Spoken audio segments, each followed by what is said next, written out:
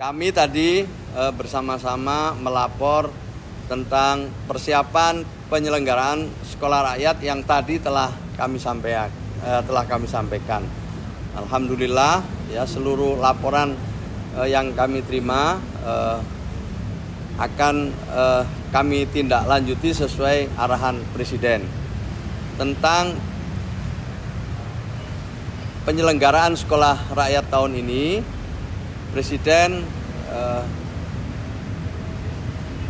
memberikan arahan kepada kami untuk memastikan 53 titik itu bisa diselenggarakan dengan perencanaan yang matang, perencanaannya baik, sehingga nanti benar-benar bisa menjadi satu penyelenggaraan yang baik, mulai dari perencanaan, pelaksanaan, dan nanti pada akhirnya sampai ada kelulusan dari siswa-siswa yang ada.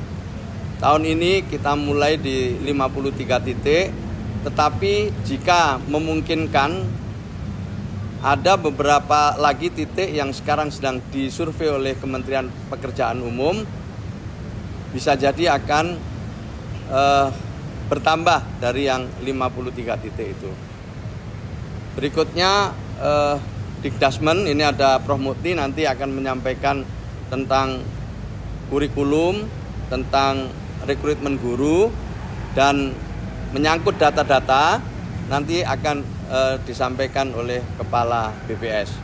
Intinya kami semua mendapatkan arahan dari Presiden untuk bersama-sama ya menyelenggarakan sekolah rakyat ini sesuai dengan tujuan berdirinya sekolah rakyat ini, yaitu yang pertama diperuntukkan bagi keluarga miskin ekstrim, keluarga kurang mampu, keluarga yang berada di desil 1. Desil 1 itu miskin ekstrim dan miskin. Presiden berharap agar kita semua melakukan rekrutmen siswa ini dengan sungguh-sungguh, jauh dari penyimpangan ya. Artinya menerima siswa yang tidak semestinya, itu harus benar-benar dihindari. Yang berikutnya yang juga kami lakukan adalah persiapan sesuai arah Presiden untuk membangun sekolah rakyat di tahun ini pula di 200 titik di kabupaten, kota, atau provinsi yang benar-benar memenuhi syarat, mulai dari penyediaan lahannya, kemudian memang berada di basis kemiskinan, dan tercukupinya kebutuhan-kebutuhan yang lain. Saya kira itu pengantar saya. Selebihnya mungkin Prof. Mukti dulu, baru terakhir Kepala BPS. Monggo Prof. Ya, untuk kurikulum rekrutmen guru silakan. Baik, terima kasih. Tadi disampaikan oleh Pak Menteri Sosial bahwa untuk rekrutmen guru akan dilaksanakan oleh Kementerian Pendidikan Dasar Menengah. Rekrutmennya untuk 3, yang pertama untuk guru, yang kedua kepala sekolah, yang ketiga untuk tenaga kependidikan. Jumlahnya mungkin tadi sudah disampaikan oleh Pak Menteri Sosial, dan kami menggunakan skema rekrutmen melalui guru-guru ASN dan guru P3K. Saya kira itu terkait dengan rekrutmen guru. Prinsipnya nanti kami akan berkoordinasi untuk pemenuhannya sebagaimana arahan dari Bapak Presiden. Untuk kurikulum, seperti pernah kami sampaikan sebelumnya, menggunakan sistem multi entry, multi exit. Artinya murid tidak harus masuk pada tahun ajaran yang sama, mereka bisa masuk kapan saja sesuai dengan kesiapan mereka, dan kemudian mereka juga tidak harus memulai dari kelas yang sama. Mungkin ada yang mulai dari kelas 1, ada yang mulai kelas 2 atau kelas 3, sehingga kami desain kurikulum ini lebih fleksibel yang memungkinkan mereka dapat belajar sesuai dengan tingkat kemampuannya dan latar belakang pendidikan sebelumnya. Tapi karena semuanya itu di asrama, maka mungkin saja ada murid-murid yang bisa selesai penguasaan materinya lebih cepat daripada murid yang lainnya. Kira-kira itu yang terkait dengan kurikulum dan terkait dengan rekrutmen kepala sekolah, guru, dan tenaga kependidikan. Saya kira demikian, terima kasih. Kurikulumnya seperti sekolah formal, hanya saja mereka tidak harus masuk bersama. Jadi capaian pembelajarannya kan ada. Capaian pembelajarannya ada, itu yang nanti mereka akan belajar sesuai dengan kapan mereka masuk dan juga bagaimana latar belakang pendidikan mereka sebelumnya. Itu ya, kasih.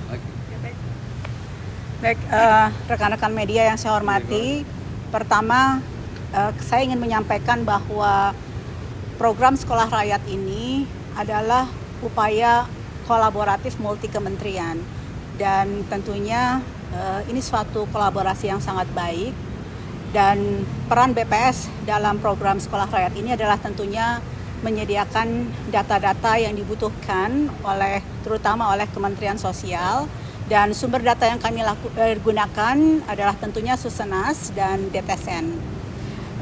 Ini adalah contoh bagaimana salah satu program yang betul-betul evidence-based policy, dan tadi sudah disampaikan oleh Pak Mensos bahwa dari DTSN ini bisa kita petakan dan juga dari Susenas serta data-data BPS lainnya bahwa lokasi 53 sekolah rakyat itu kami sudah melihat berada di wilayah-wilayah dengan di wilayah-wilayah kantong kemiskinan, dan juga kami petakan dengan daerah-daerah mana yang memang banyak usia sekolah tetapi dia tidak bersekolah.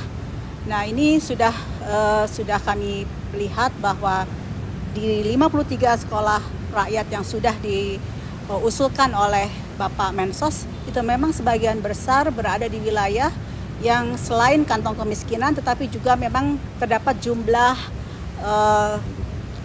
jumlah penduduk dengan usia sekolah tetapi masih ada banyak yang tidak bersekolah.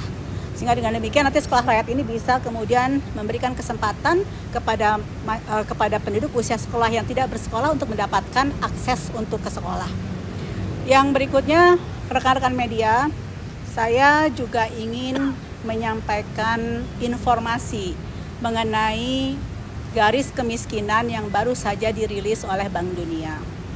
Kita perlu bijak dalam memaknai angka yang disampaikan oleh Bank Dunia mengenai kemiskinan yang 60,3% itu. Sebagai informasi Bapak dan Ibu, yang digunakan standar oleh Bank Dunia dan memperoleh data 60,3% itu adalah dengan standar upper middle class yang 6,85 US dollar per kapita PPP 2017.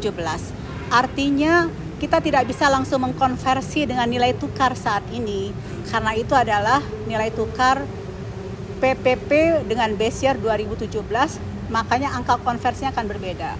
Kedua, Bank Dunia sendiri juga menyampaikan bahwa global poverty line yang ditetapkan oleh Bank Dunia itu tidak sekonyong-konyong langsung harus diterapkan oleh masing-masing negara.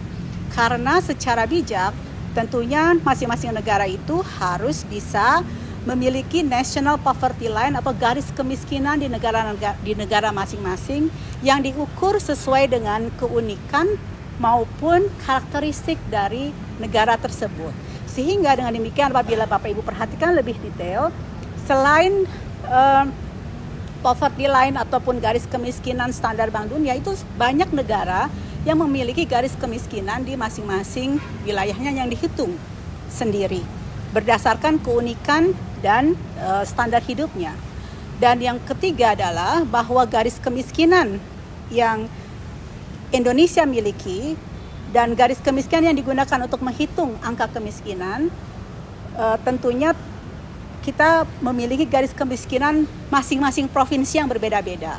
Sehingga waktu kita menghitung angka kemiskinan, basisnya bukan national poverty line, tetapi angka kemiskinan di masing-masing provinsi yang kemudian kita agregasikan menjadi angka nasional. Dengan demikian kita bisa menunjukkan bahwa standar hidup di Provinsi DKI tidak akan sama dengan standar hidup di provinsi misalnya Papua Selatan.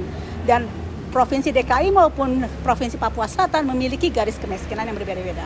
Dengan demikian, mari kita lebih bijak untuk memaknai dan memahami angka kemiskinan yang dikeluarkan oleh Bank Dunia, karena itu bukanlah suatu keharusan kita menerapkan, tetapi memang itu hanya sebagai referensi saja. Demikian yang mungkin bisa disampaikan. Terima kasih. Terima kasih ya. Terima kasih ya, Mas. Terima kasih.